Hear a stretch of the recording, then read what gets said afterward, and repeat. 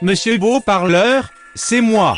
Je sais, sur la photo on croirait voir un surfeur au carré du samedi soir mais c'est pas le cas. Je suis ici pour vous raconter mon histoire, elle est simple, j'ai été créé par Dieu, et je suis venu au monde pour contredire un certain Bestrick Show. Je déconne, n'allez pas prier pour que je vous délivre du mal, je vais vous raconter. Il était une fois dans une ville de France nommée Bouffon du cul de vache, un père, une mère et un amant. Un père, une mère et un amant. Vous sentez que l'histoire est joyeuse MDR? Le père était un fils de p***.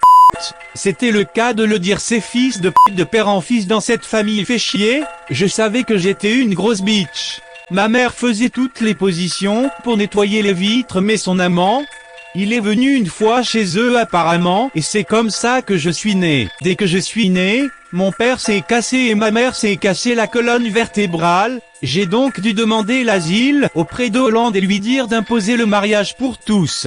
Après ça j'ai débuté une carrière solo dans la boucherie Bigard, puis j'ai été viré, car j'ai mis du cheval dans des steaks de porc. Bulldog PNG, rien à voir. Revenons à nos moutons. J'ai immigré dans le Nord. Frites et steak, I want to steak frites League of Legends.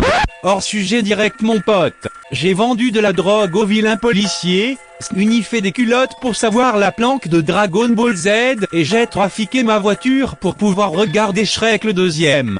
Je suis rentré dans une période de l'adolescence où j'ai mangé des pneus pour gagner que dalle et pigeons qui sort d'un trou du cul. C'est à l'âge de 182 ans que j'ai rencontré un youtubeur qui détestait Squeezie. Squeezie lui-même.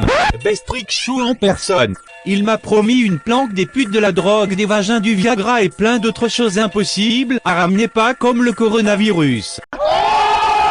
J'ai signé un contrat à temps partiel pour la société Bestrick Show, et je bosse comme rédacteur la nuit car le jour je bouffe McDo pour 20 € de balles perdues. Fin de l'histoire, les petits bouts de chou à la crème de Cyril Lignac. On se retrouve dans une autre vidéo de mon boss, où je parlerai juste pour dire de la merde. C'est dommage pour lui car il en a un peu marre de supporter ton gros poids de sumo, à force de commander McDo tous les jours. Allez, au revoir les Snoop Dogg.